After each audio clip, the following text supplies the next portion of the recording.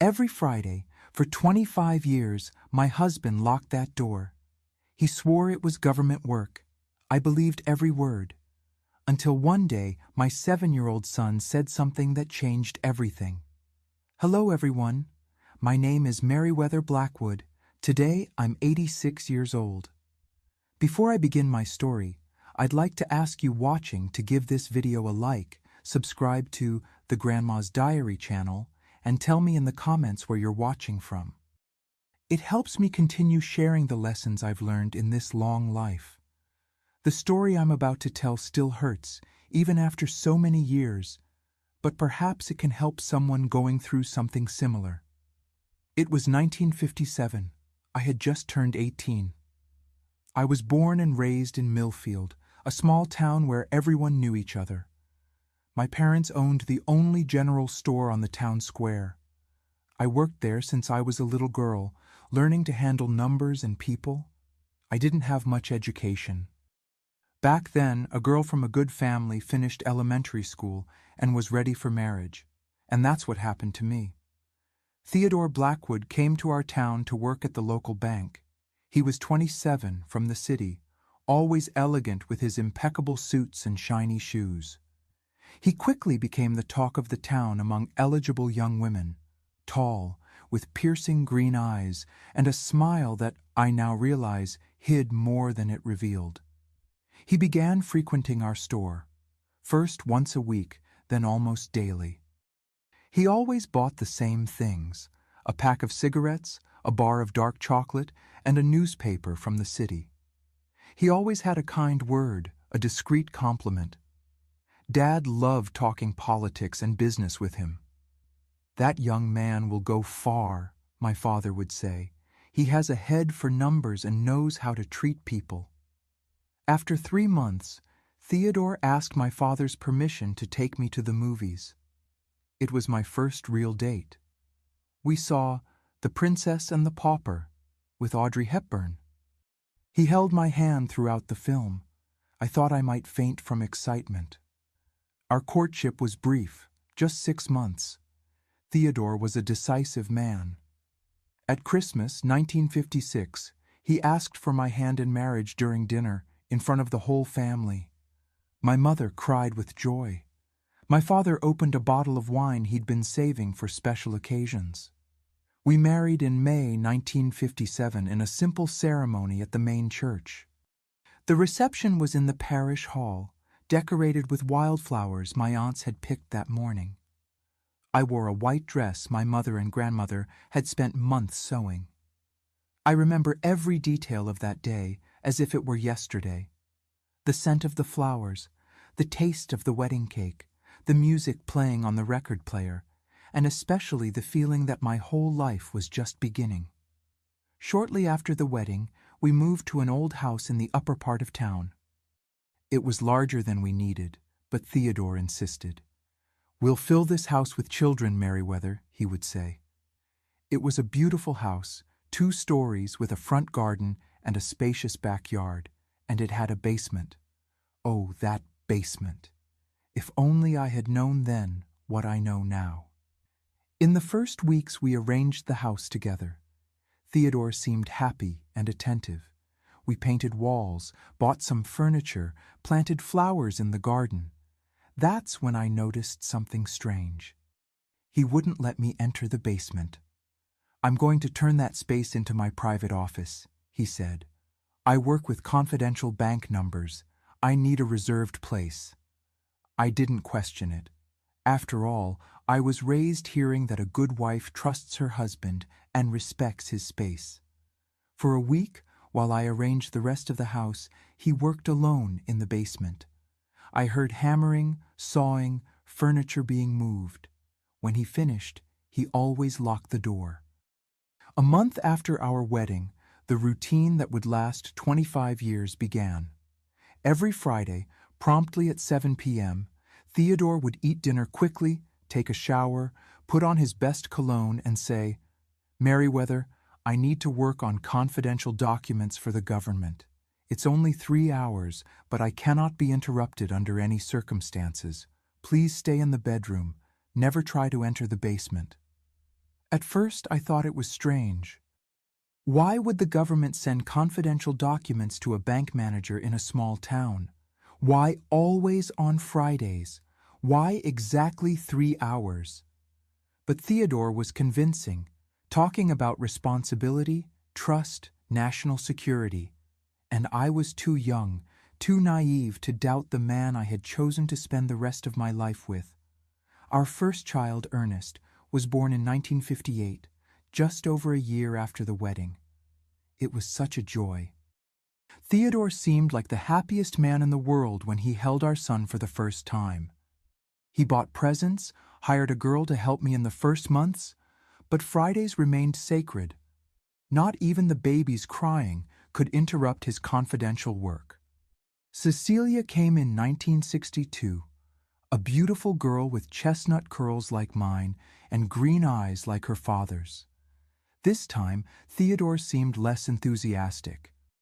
Not that he was a bad father. He was always attentive, present. But there was something different, as if his mind was elsewhere, even when he was physically with us. It was around this time that he started traveling more for work. At first, they were short trips, 1 day, 2 at most, always to the city or to the neighboring town of Meadowbrook, which was larger than ours. Bank meetings, he explained. He would return with gifts for the children, some souvenir for me. Everything seemed normal. Our third and last child, Benjamin, was born in 1975. I was 36 by then. We weren't planning to have more children. It was a surprise for everyone, especially Theodore. I remember his face when I told him about the pregnancy. It wasn't exactly happiness, but concern. Another mouth to feed, more expenses, he muttered. I found the reaction strange. We were financially comfortable. Theodore had been promoted to general manager of the bank years before. Our other children were already grown. One more child wouldn't change our lives that much, but I accepted the explanation. After all, he was the provider, the one who worried about the bills, about the future. And after Benjamin was born, Theodore ended up becoming enchanted with the boy, as had happened with the others. Our life followed its normal course, a family like so many others at that time. I took care of the house and children. Theodore worked at the bank, was respected in town. We attended church on Sundays, had friends over for dinner once a month. And every Friday, promptly at 7 p.m., he locked himself in the basement for exactly 3 hours. Over time, it became so natural that I didn't even think about it anymore. It was just a strange family tradition that we accepted without questioning. The children grew up knowing not to disturb their father on Friday nights. When they asked why, I repeated what Theodore always said. Dad does important work for the government. It's confidential. So we reached 1982, 25 years of marriage. I was 43, Theodore 52. Ernest had already graduated in engineering and worked in the city. Cecilia was in college studying education. Only Benjamin at 7 was still a child. Our life seemed perfect to everyone. We had a beautiful house, well-educated children, respect in the community. Theodore was seen as an exemplary husband and father. I even won an award from the Mothers Club as a model family that year. If someone had asked if I was happy, I would have said yes without hesitation. Everything a woman of my generation could hope for in life, I had achieved. A good marriage, healthy children, material comfort, social respect. I never imagined it was all built on a lie. A lie that began to crumble on an ordinary Tuesday afternoon when Benjamin came running from the backyard with a story about a woman and 2 children at the corner of our house. A story I didn't pay attention to at the time. How could I imagine that those unknown children carried the same blood that ran through my children's veins? How could I know that the basement held not just confidential papers, but the secret of a double life that had lasted almost as long as my marriage?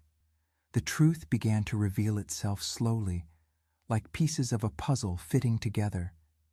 And it all started with those innocent words from my youngest son, which would forever change the course of my life. It was a Tuesday in May 1982. I remember because I had just hung new sheets on the clothesline, those I'd bought on sale at the department store. The sun was strong, typical of those days that announce the still distant summer. Benjamin was playing in the yard with his wooden cars, the ones Theodore carved on those rare Sunday mornings when he didn't go fishing with his friends from the bank. I saw my son suddenly drop his toys and run to the gate. Our house was on a corner, and from there we could see two streets. Benjamin had the terrible habit of talking to anyone who passed by, something that worried me. How many times had I warned him about the dangers of talking to strangers, but like any 7-year-old, he forgot my advice minutes after receiving it. I left the sheets to dry and went after him. But when I reached the gate, I only saw my son waving to someone already turning the corner, a woman in a light blue dress and 2 children. That's all I could see from a distance. "Who was that, son?" I asked, fixing his hair that the wind had disheveled. "A pretty lady with 2 children, Mom," he answered with that childlike simplicity.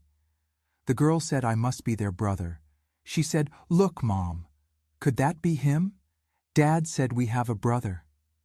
Isn't that funny, Mom? I already have Ernest and Cecilia. I don't need more siblings." I felt a strange shiver, one of those that run up your spine when something isn't right. But I quickly dismissed the thought. It must just be a misunderstanding. Some family looking for relatives, perhaps. Our town wasn't that small. "Don't talk to strangers, Benjamin."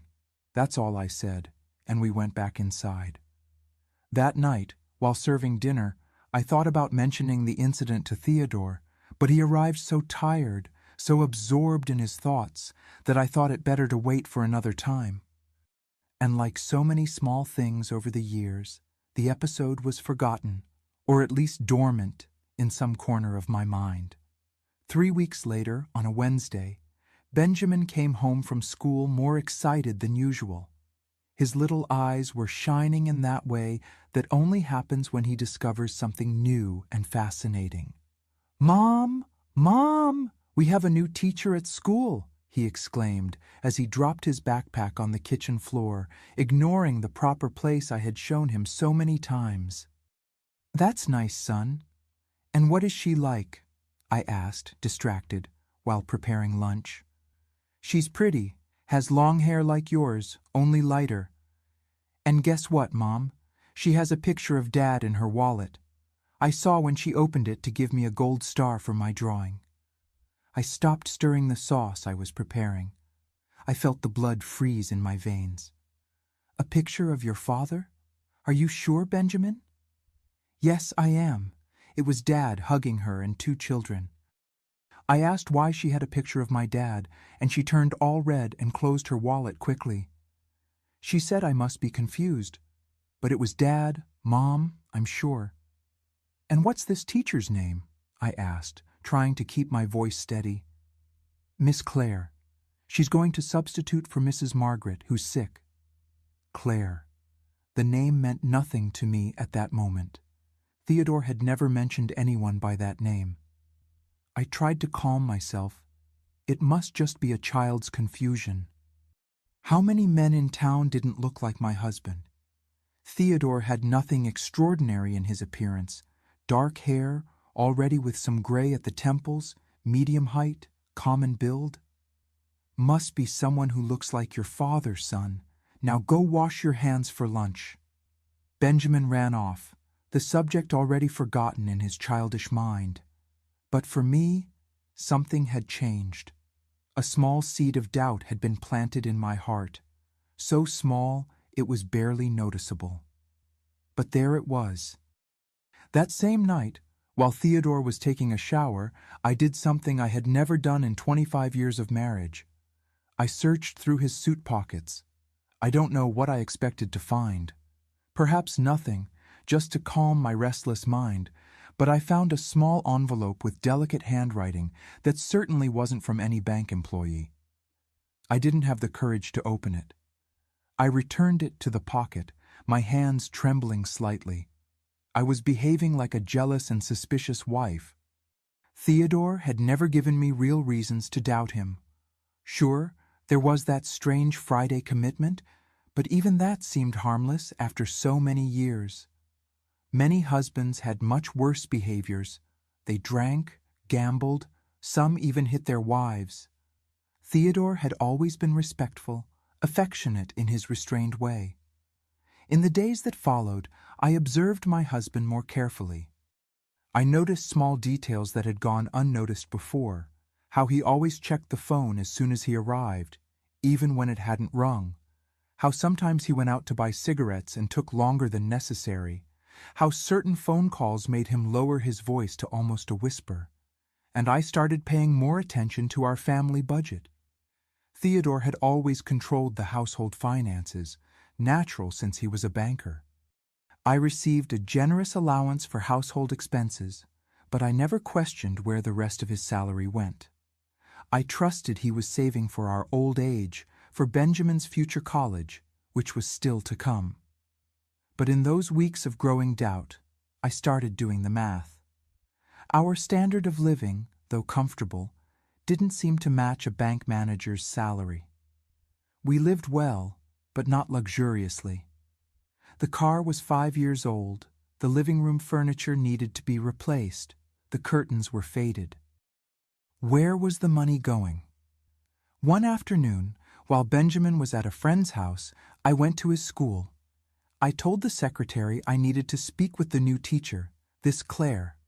The secretary informed me she would only come the next day. Today she was teaching in Meadowbrook, the neighboring town. Meadowbrook was only 20 miles away. It was larger than Millfield, with almost twice the population. Theodore went there frequently for work, for meetings at the central bank branch. I returned home restless. That night during dinner, I tried to casually probe my husband. "Theodore, do you know a teacher named Claire? Apparently she's substituting for Benjamin's teacher."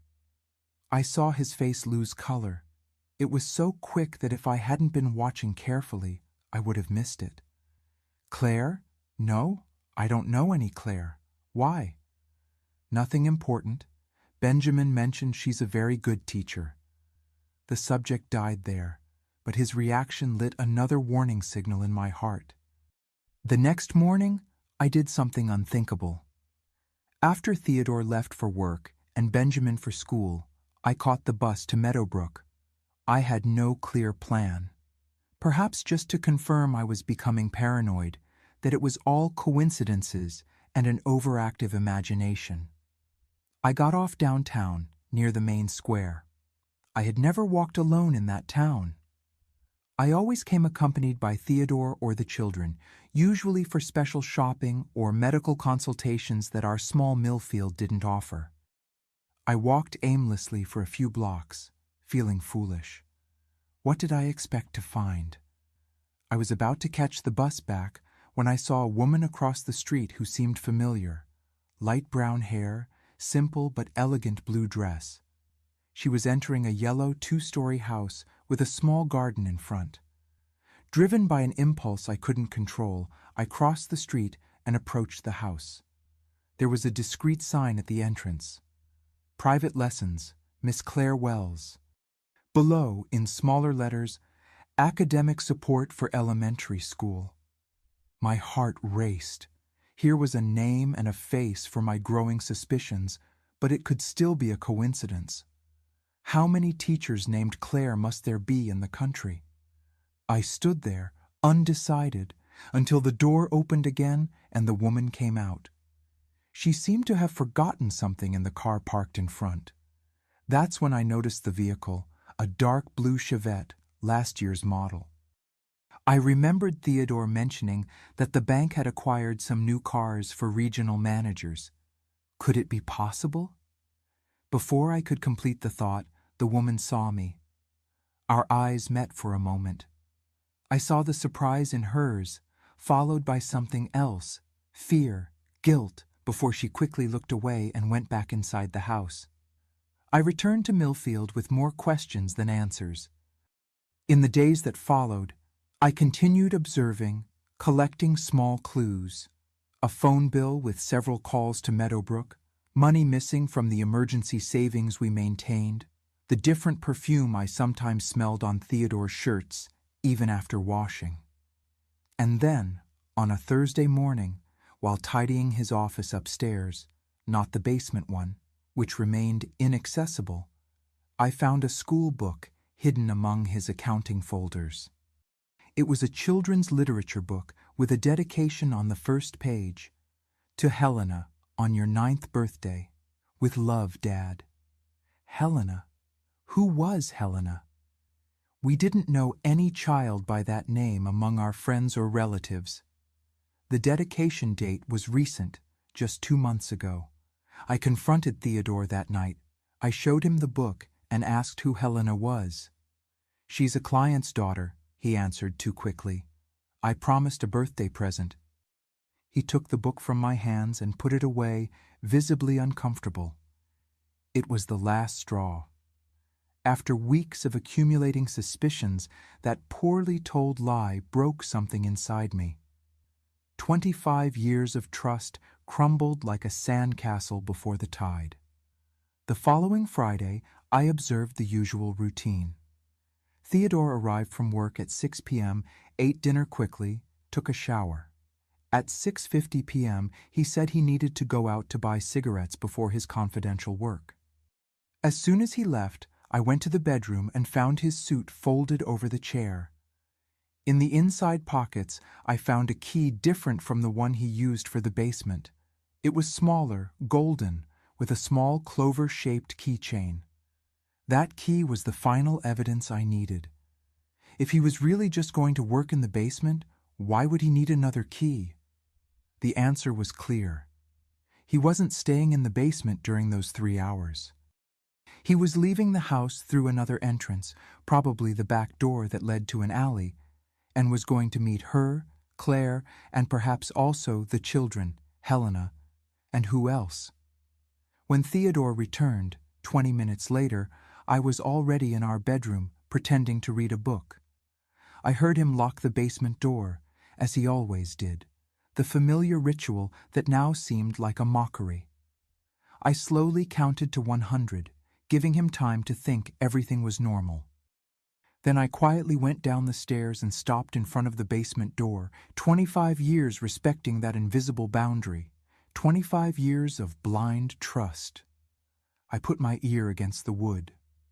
Silence. Not the sound of papers being handled, not the noise of a chair moving. Nothing.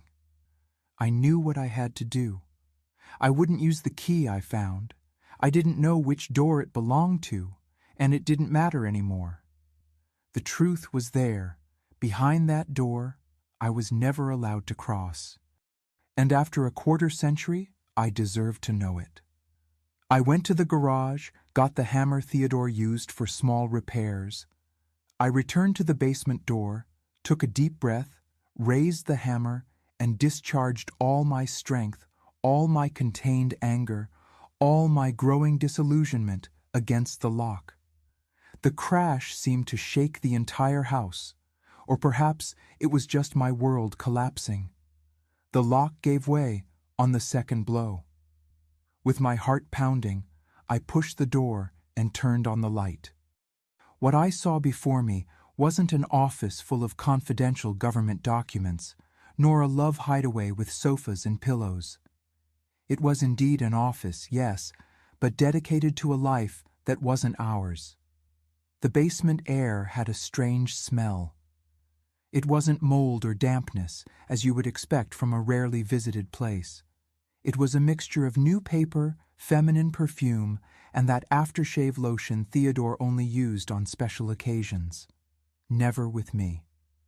The yellowish light revealed a meticulously organized room. A mahogany desk occupied the center, one of those expensive ones I would never dare buy for our house, considering them too extravagant. Shelves covered an entire wall, full of carefully labeled folders. A brown leather armchair was positioned near a reading lamp.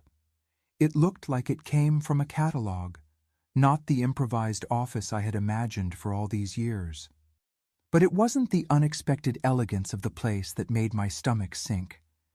It was what I saw on the wall opposite the door, a map of Meadowbrook with colored pins marking specific locations. Below the map, a framed photograph that confirmed my worst fears. Theodore, embracing a woman and 2 children, all smiling in front of a birthday cake. The woman was her, the same one I saw that day in Meadowbrook, Claire. With trembling hands, I picked up the frame, turned it over, and read the inscription on the back. To Teddy, my love, our family is your greatest motivation. Claire, August, and Helena. Christmas, 1977. Our family. Christmas, 1977. While I was preparing the dinner for our children, decorating our tree, wrapping presents, he was posing for photos with his other family. I put the frame back on the table, feeling a dizziness that forced me to sit in the leather armchair. Suddenly, the air seemed too heavy to breathe. 25 years of marriage reduced to an elaborate lie. 25 years of trust turned to dust before my eyes. I don't know how long I sat there, paralyzed by shock. Minutes, hours, time lost meaning. When I finally managed to move again, I went to the desk. The drawers weren't locked. Why would they be? Theodore never imagined I would dare break his only rule in all these years. The first drawer contained financial documents, bank statements, receipts, invoices, all carefully organized by date. The second kept correspondence, and it was there that I found the definitive proof of a parallel life that had lasted almost as long as our marriage. Dozens of letters chronologically organized in folders. The oldest dated April 1960, just 3 years after our wedding. The delicate handwriting was unmistakably feminine. The thin paper still held a faint perfume. With my heart in pieces, I began to read. My dearest Teddy, it's been 3 months since our reunion at that bankers' conference, and I still can't believe fate brought us together after so many years. I know your situation is complicated, that you have commitments, a wife, but what we feel for each other is stronger than any obstacle. I'm not asking you to abandon your current life, just not to abandon me again. Occasional meetings, letters like this, are enough for me for now. Forever yours, Claire. The letter trembled in my hands. Bankers' Conference. In 1960, Theodore traveled to a manager's meeting in the city. He returned with a brooch for me, a toy car for Ernest, who was still a baby. He told stories about the lectures, formal dinners, new professional contacts he made, and apparently reconnected with a past love. I continued reading letter after letter, each word cutting deeper than the previous one. The story of a romance that never really ended, just was interrupted when Theodore moved to our town. Claire was his girlfriend from college days. They had marriage plans that never materialized because of a fight he never mentioned, a girlfriend he never cited.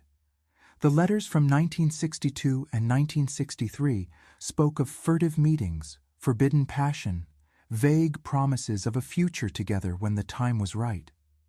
Until 1967, when the tone changed. Teddy, I don't know how to say this any other way. I'm expecting your child. I know it's not what we planned, but it happened. I'm not asking you to abandon your family for us. I know your children with Merriweather need their father. I just want my baby to have your last name, to know his father, even if just in occasional visits. In December that year, August was born. The following letters contained photos of the baby, accounts of his first steps, first words. Theodore not only gave money to support them, he was present in his son's life. A son who was growing just 20 miles away, while our own children rarely saw their father on weekends due to his business trips. In 1970, Helena was born. Another unplanned pregnancy, according to the letters, but clearly desired by Theodore. I saw photos of her as a baby, clippings of locks of hair kept as relics, meticulously chosen Christmas presents, celebrated birthdays, family moments captured in photographs where he smiled with an abandon he rarely showed in our house. Meanwhile, in the letters, Claire pressed increasingly for a resolution. When are you going to tell her the truth? The children need a full-time father. August asks, why do you only appear on Fridays? So that was it. The famous confidential Friday meetings never existed. For 25 years, my husband would leave through the back of our house, get into his car parked in the alley, and drive to Meadowbrook to his other family. And every Christmas, every birthday, every special moment we shared, he maintained a parallel life just a few miles away. The image of Theodore blowing out candles on 2 different birthday cakes, one with me, another with Claire, caused such strong nausea that I thought I might faint. But the worst was yet to come. In a separate folder, I found more recent letters, no longer romantic but practical, correspondence with a lawyer, consultations on division of assets, divorce procedures, and a draft letter to me, dated 2 weeks earlier, that Theodore never sent. Merriweather.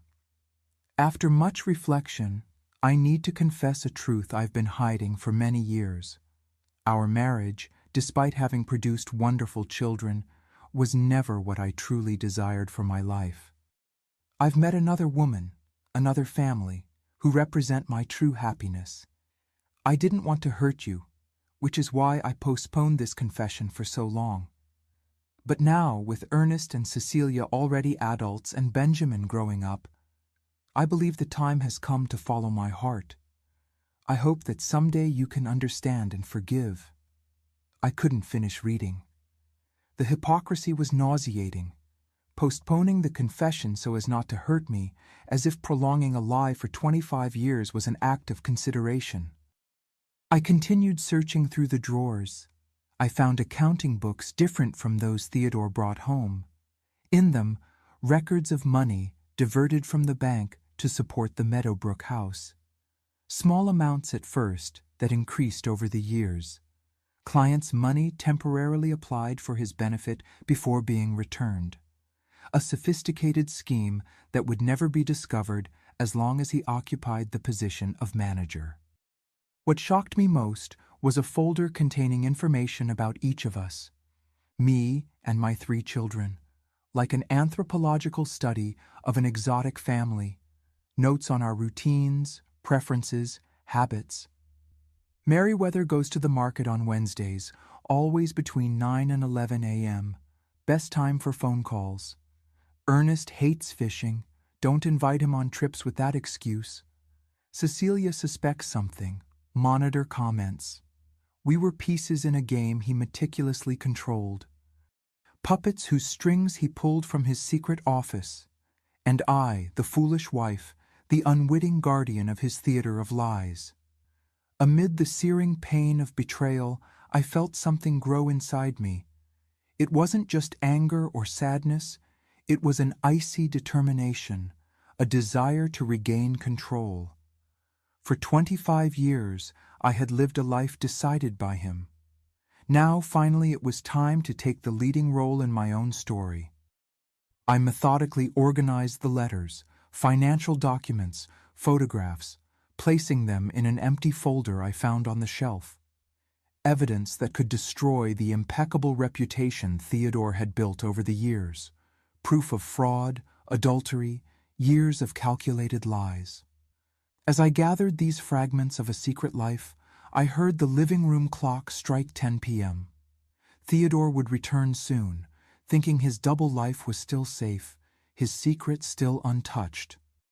He would return to find an obedient wife who respected his private space for another Friday.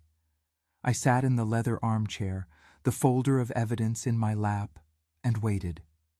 The initial anger had transformed into an icy calm. I thought of everything I had sacrificed: studies, dreams, a career of my own. I had dedicated my existence to being a good wife, a good mother, while he built a parallel life with another woman, other children. At 10:25 p.m., I heard the back door open and close softly. Familiar footsteps in the hallway, key in the broken lock. The basement door opened. Theodore's face when he saw me sitting there, illuminated only by the table lamp, was an image I'll never forget. Surprise, confusion, then recognition of the situation, and finally, something I had never seen in his eyes: fear. "Merriweather, what are you doing here?" His voice tried to maintain authority but trembled slightly. I didn't answer immediately. I let his gaze scan the environment, noticing the open drawers, the folder in my lap, the turned frame on the table. 25 years, Theodore. 25 years believing in confidential meetings, in government work, in business trips. My voice came out calmer than I expected. 25 years while you built another family 20 miles from here. He closed the door behind him. He didn't deny, didn't try to make excuses. Perhaps he knew it was useless in the face of evidence scattered throughout the office. "You shouldn't have found out this way." The same words from the draft letter, now spoken aloud, as if there were an appropriate way to discover a betrayal of 2.5 decades. And how should I have found out, Theodore? Through a cold letter, or waiting until our youngest child grew up so you could decide it was the right time to abandon your facade family? I saw his face pale at the mention of Benjamin. I always thought he had a special affection for our youngest.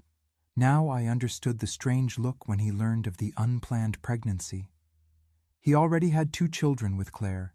He didn't want more responsibilities. It's not like that, Merriweather. I never planned for things to get to this point. Claire was a girlfriend from my youth. We reconnected by chance. One mistake led to another. Then came the children.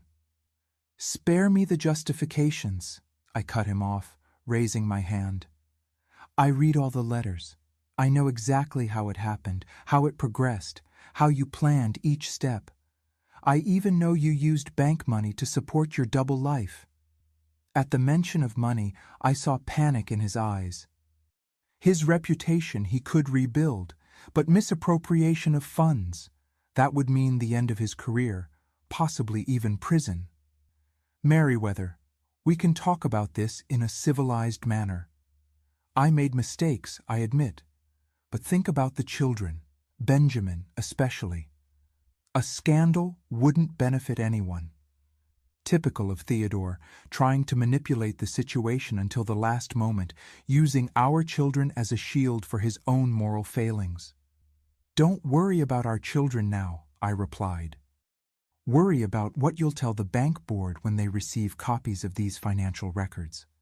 It was my first bluff in life. I never considered myself a vindictive person. But at that moment, seeing the panic grow on his face, I felt a bitter satisfaction. For once, I was the one in control. He was the one fearing the consequences of his actions. "What do you want, Merriweather?" His voice was now almost a whisper. "Tell me what I need to do for this to stay just between us." I rose slowly, holding the folder against my chest like a shield. "I want you to leave my house now, tonight. Take only what's necessary. Tomorrow we'll talk about the terms of the divorce." Divorce? He seemed genuinely shocked, as if after everything, he still expected me to accept the situation somehow. But what about our family? The audacity of that question hit me like a slap. Our family? After maintaining a second family for decades? Our family ended the moment you decided to start another one, Theodore. Now you have until midnight to leave. Or else, tomorrow morning, the entire bank board will receive copies of these documents. He stared at me for a long moment, as if trying to assess my determination. He must have seen something in my eyes that he had never noticed before. Resolution, wounded dignity. The strength of a woman who, at 43, discovered she had always had her own voice. Without saying anything more, he passed by me and went up the stairs. I heard him opening and closing drawers in the bedroom, the sound of suitcases being dragged. 30 minutes later, he was at the front door with 2 suitcases and a defeated expression. "Where will I go?" he asked, suddenly seeming older, more fragile. "To your real family," I replied, holding the door. "Isn't that what you always wanted?" When the door closed behind him, I finally let the tears come. Not tears of sadness for the loss of the husband. That grief would come later, along with anger and all the other emotions that time would bring.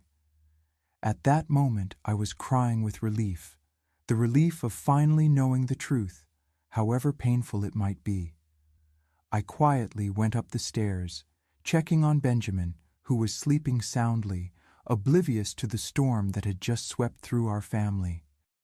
Tomorrow I would have to explain his father's absence. Tomorrow I would have to begin rebuilding our lives. But that night, lying alone in the bed I had shared with a stranger for 25 years, I made myself a promise. From that moment on, my life would be guided only by truth. No illusions, no voluntary blindness. However difficult the path ahead might be, at least it would be a path I myself had chosen to tread. Dawn brought a strange quietness to our house. Theodore's absence was palpable, as if even the air knew something fundamental had changed. I prepared breakfast for Benjamin, as I always did, trying to maintain an appearance of normality that no longer existed. "Where's Dad?" was my son's first question when he sat at the table, rubbing his sleepy little eyes. How do you explain to a 7-year-old that his father had another family? That those children he saw on the corner weeks ago were indeed his half-siblings?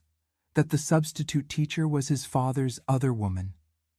Dad had to travel for work, I answered, hating myself for the lie, but knowing the complete truth was too heavy for those small shoulders. "A long trip. We'll talk more about it later, when your siblings arrive."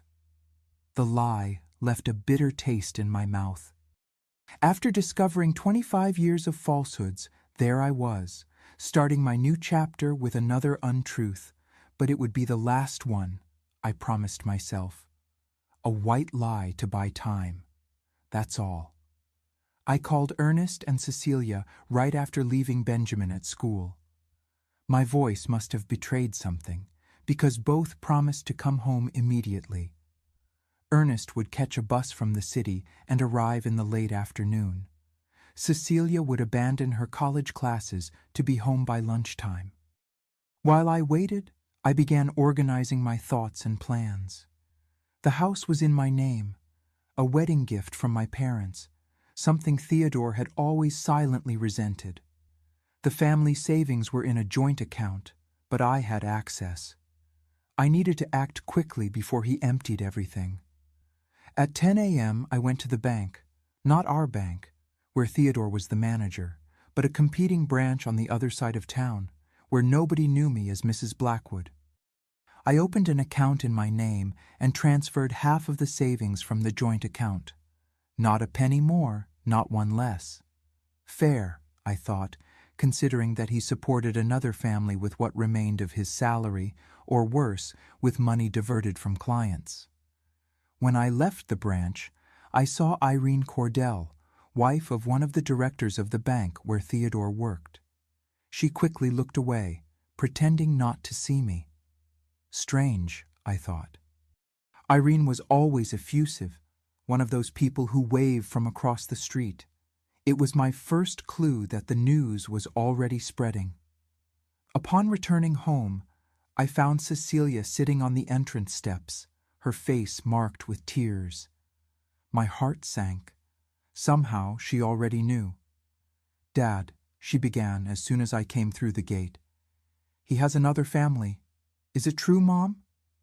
We sat on the porch in those wicker chairs where we used to have lemonade on sunny Sundays.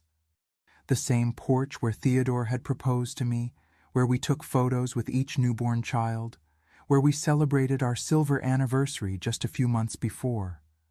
A celebration that now seemed like a grotesque farce. I told Cecilia everything, not the sordid details, but the essentials. Her father had maintained a relationship with another woman for more than 20 years. They had 2 children together. He was planning to leave us soon. "How did you find out?" she asked between sobs. I explained about the suspicions, Benjamin's comments, the silent investigation that culminated in breaking into the basement. At the mention of the basement, I saw a flash of understanding in her eyes. "Fridays," she murmured. "I always wondered about those Fridays." Cecilia confessed that at 13 she had tried to spy on Theodore's famous confidential work. She hid in the garden one night just to see him leave through the back and depart in the car. When she confronted him the next day, he invented a story about needing to fetch special documents in another town. He threatened to punish her severely if she mentioned it to me. Frightened, she kept the secret. "Forgive me, Mom," she cried. "I should have told you." I hugged my daughter tightly. It wasn't her fault. We were all victims of the same web of lies. Ernest arrived in the late afternoon, his expression somber, his eyes red. Unlike Cecilia, his reaction wasn't sadness, but contained fury. "Where is he now?" he asked as soon as he came through the door. "I don't know for certain. I imagine in Meadowbrook with them." "I'm going after him," he declared, fists clenched. "No," I cut him off firmly. "That's not how we're going to resolve this. We're better than him, Ernest. We'll act with dignity." That night, the 3 of us, me, Ernest, and Cecilia, talked at length about how to tell the truth to Benjamin and how to rebuild our lives. We decided that I would explain to the youngest in simplified terms that his father had gone to live in another house with other people who also needed him. With time, when he was older, he would know the whole truth. While we discussed these painful plans, the phone rang incessantly. We didn't answer. We could already imagine. The news was circulating around town. Millfield had only 15,000 inhabitants at that time. Secrets didn't last long. The next morning, I confirmed this suspicion when taking Benjamin to school. The looks, the whispers, the conversations that abruptly ceased when I approached. Somehow, everyone already knew. Perhaps some bank employee had seen Theodore leaving with the suitcases. Perhaps someone in Meadowbrook had noticed his sudden move to Claire's house. Or perhaps, this occurred to me with a chill down my spine, he himself was spreading his version of the story, trying to control the narrative before I could do it. Confirmation came in the form of Dora Mitchell, my neighbor and longtime friend. She knocked on my door early in the afternoon, her eyes full of compassion and embarrassment. "Merriweather, are you okay? I've heard such strange things." I invited her in, offered coffee. With Benjamin at school and my older children out resolving practical matters, it was the first time I would talk about the subject with someone outside the family. "What are they saying, Dora?" I asked directly. She hesitated, stirring her coffee unnecessarily. "They're saying that Theodore, that he resigned from the bank yesterday, that he's moving to Meadowbrook.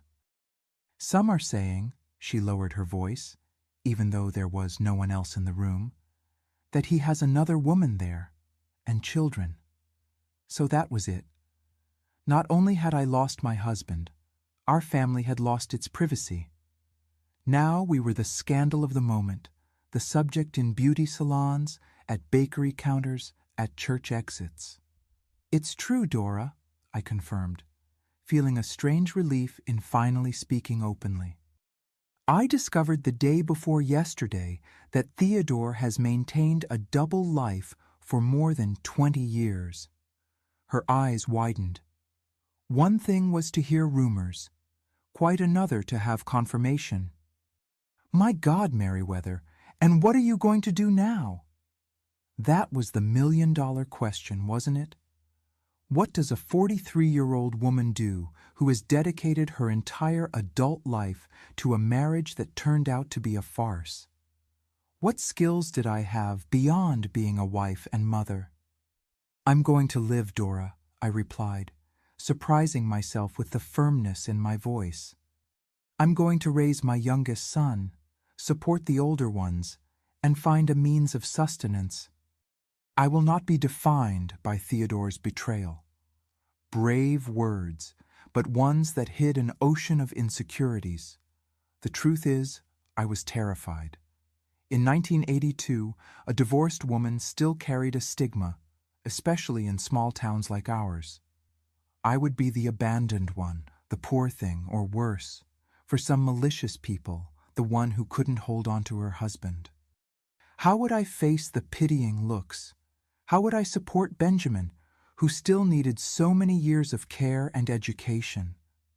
In the days that followed, these questions tormented me, but I also discovered an inner strength I didn't know I possessed. The first battle came in the form of a lawyer hired by Theodore, a thin man with small glasses and a sour expression who appeared at my door a week after the separation. He brought a proposal for an agreement.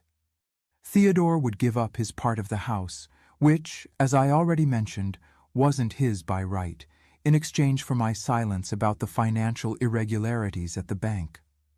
Mr. Blackwood is willing to pay a reasonable alimony for the minor, said the lawyer, avoiding looking directly at me, as long as the lady agrees to keep certain irregularities confidential. Blackmail, I thought. After everything, he was still trying to manipulate me. Tell Mr. Blackwood, I replied, emphasizing the formal title, that I don't negotiate with blackmailers. The alimony is my son's right, not a bargaining chip for my silence. If he wants me to keep quiet about his frauds, he should do the right thing and assume his responsibilities as a father. The lawyer left, visibly uncomfortable. 2 hours later, I received a phone call from Theodore, the first contact since he had left the house. Have you gone crazy? He vociferated over the phone. Do you know what happens if this information leaks? I could go to prison. You should have thought about that before diverting money from the bank, don't you think? I retorted, surprised by my own coldness. I won't report you, Theodore, not for you, but for my children. I don't want them to carry the stigma of having a father in prison, but I won't protect you in exchange for crumbs. I want a fair alimony, proportional to your salary. Your real salary, not the one you officially declare.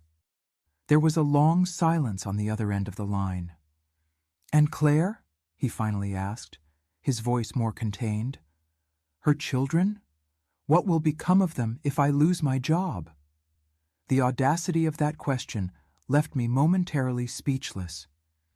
Did he really expect me to care about the welfare of his second family?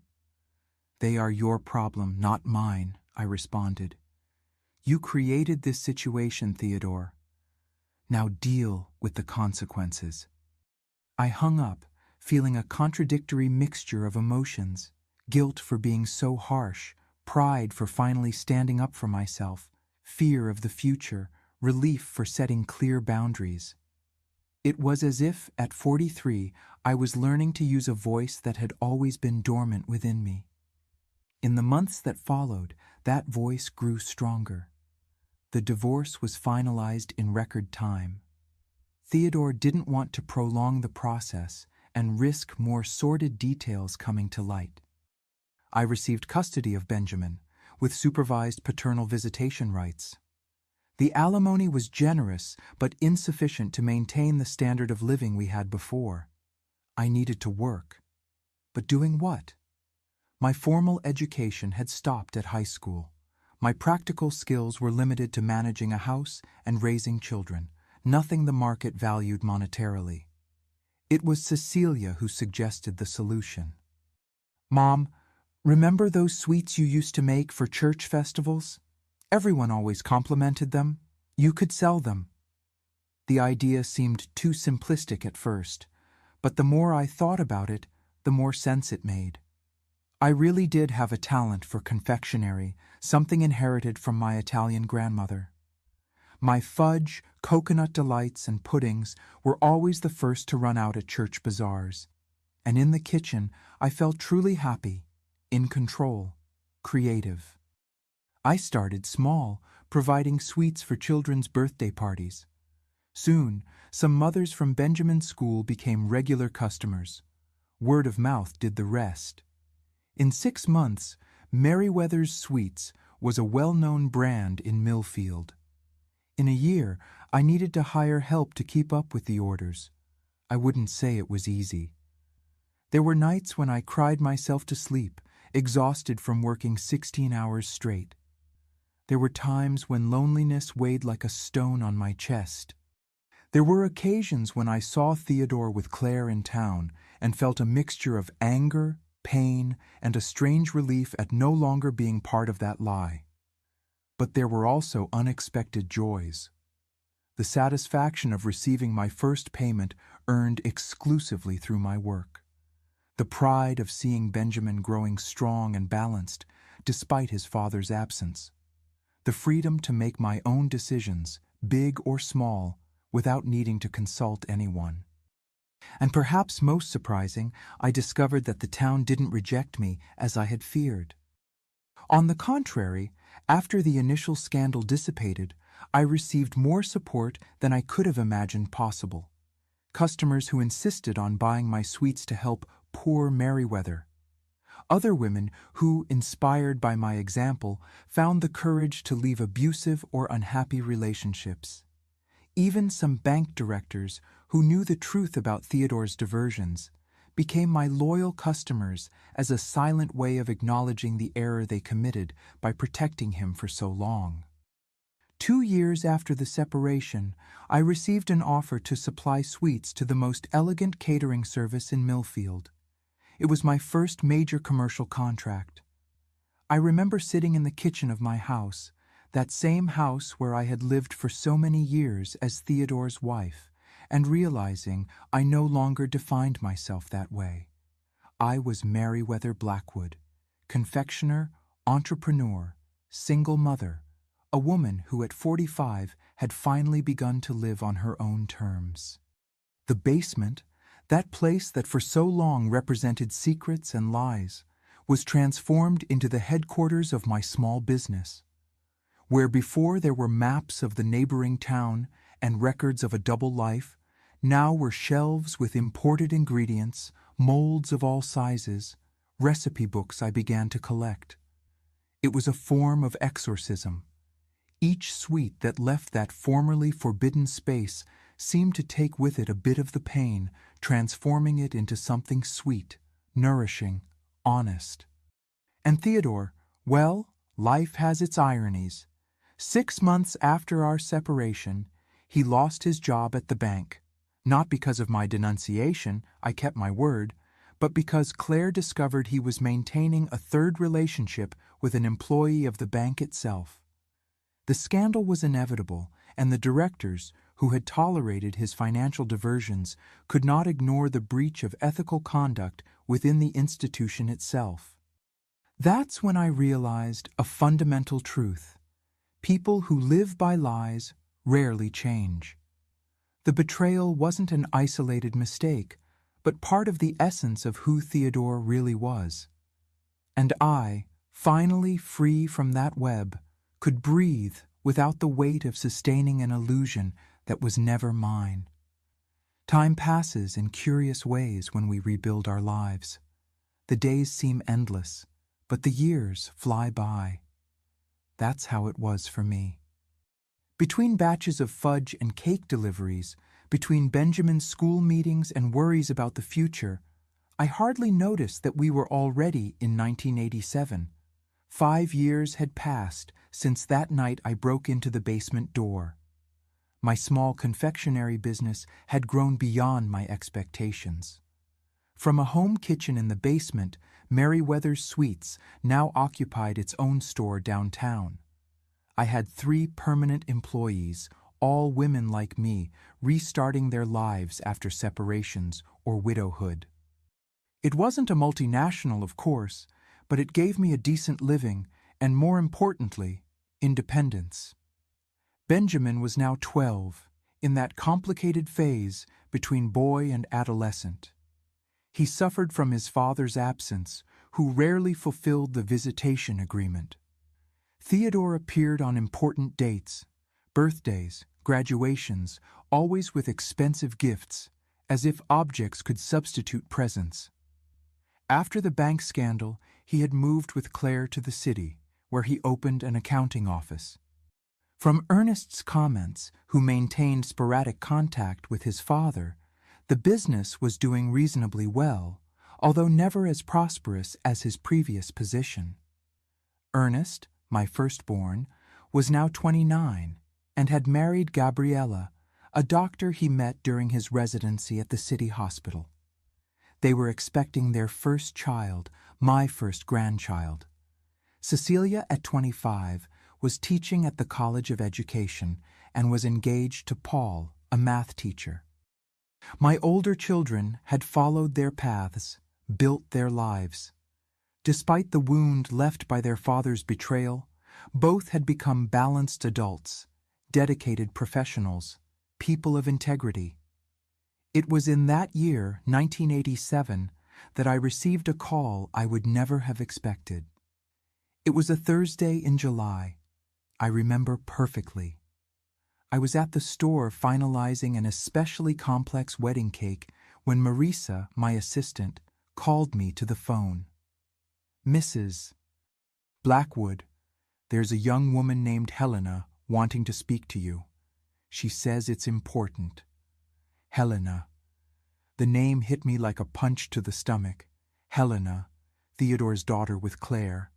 The girl from the photo in the basement. The child who, without knowing, had shared her father with my children for so many years. My first reaction was to refuse the call. What could I say to the other woman's daughter? What subject could we have in common besides the betrayal that indirectly connected us? But curiosity won out. "Hello?" I answered, my voice firmer than I felt.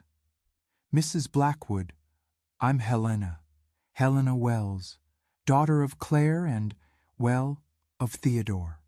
The voice on the other end was young, polite, with a slight tremor of nervousness. "I also know who you are," I replied without hostility, but also without warmth. "What can I do for you, Helena?" "I'd like to talk in person.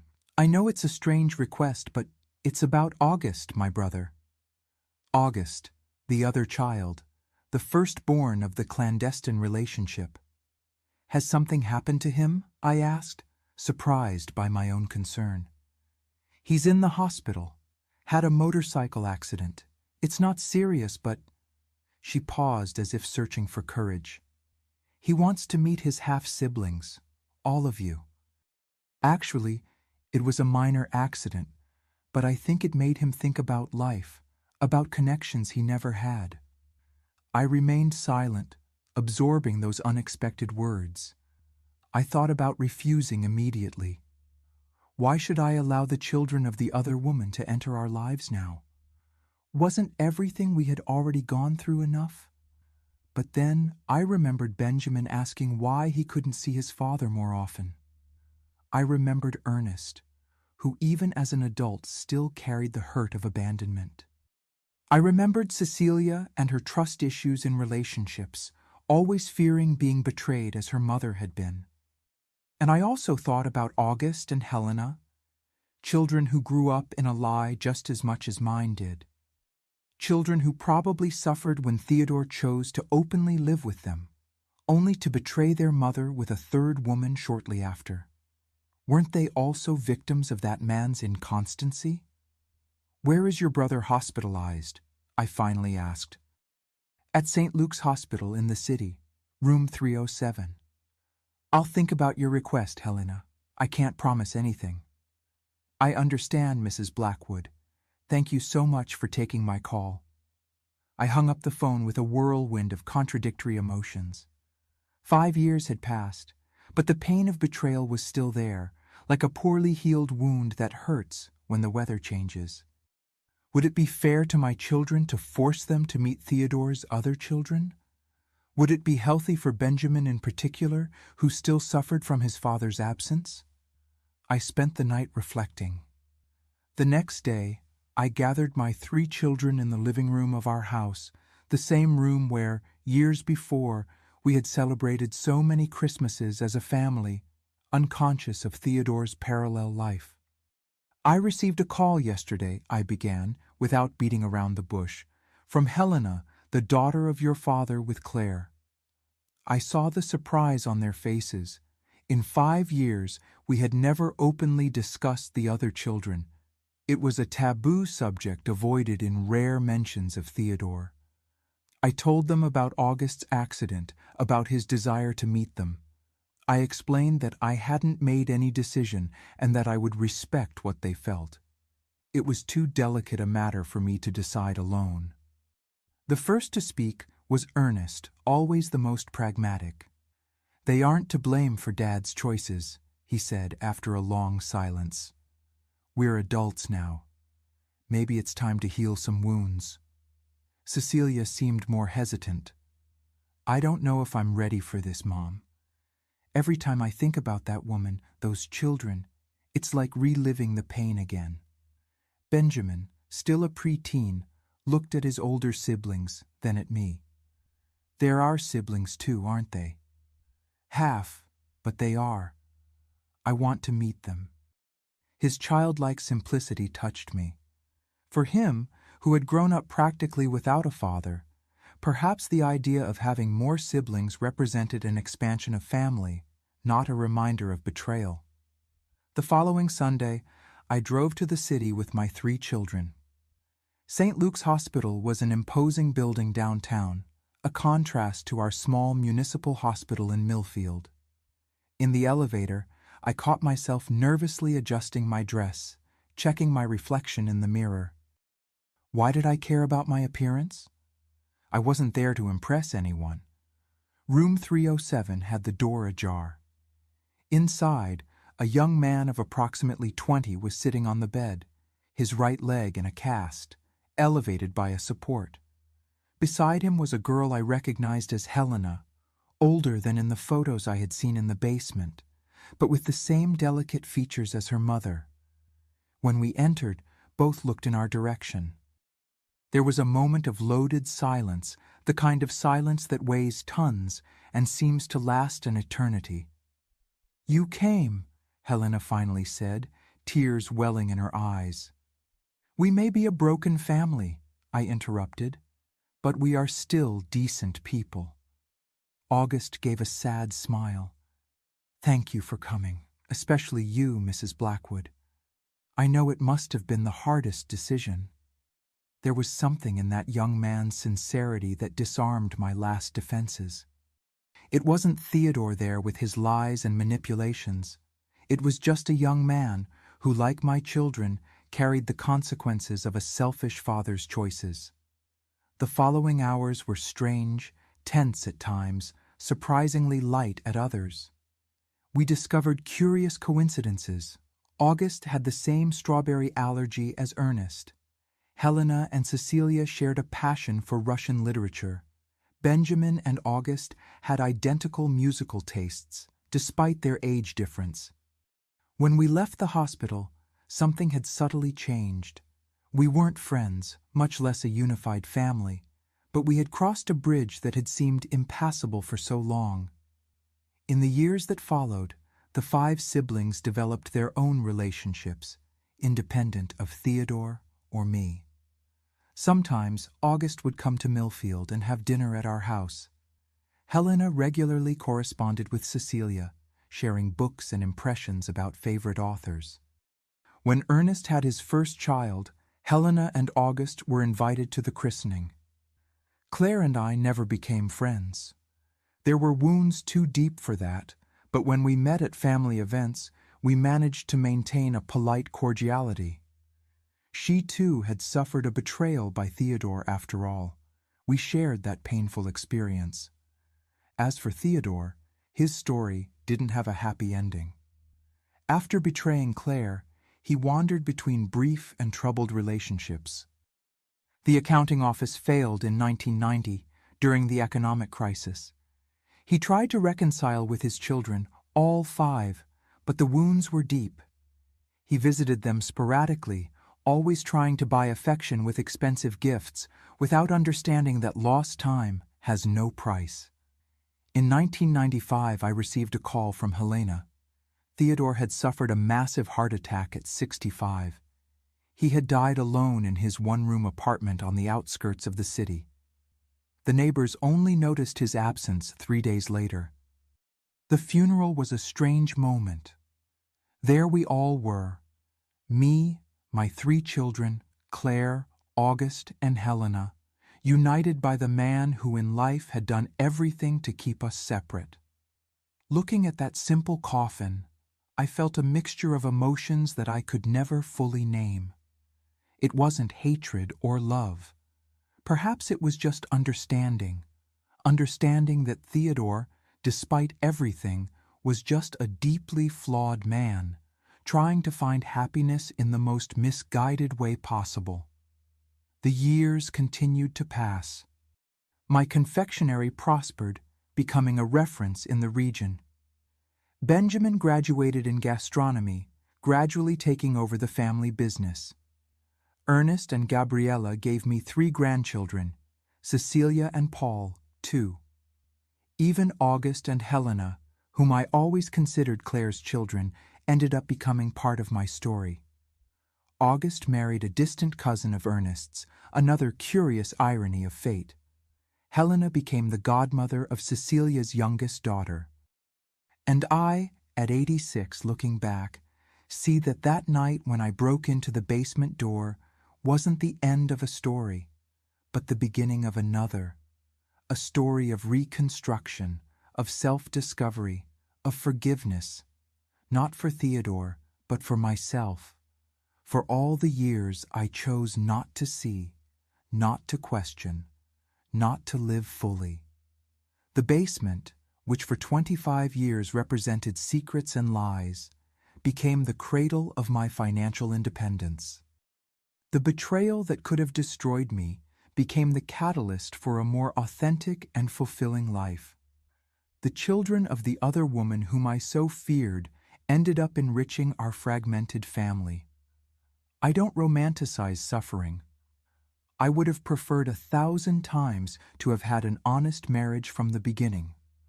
But if there's one lesson I learned in my long life, it's that we don't control what happens to us, only how we react to it.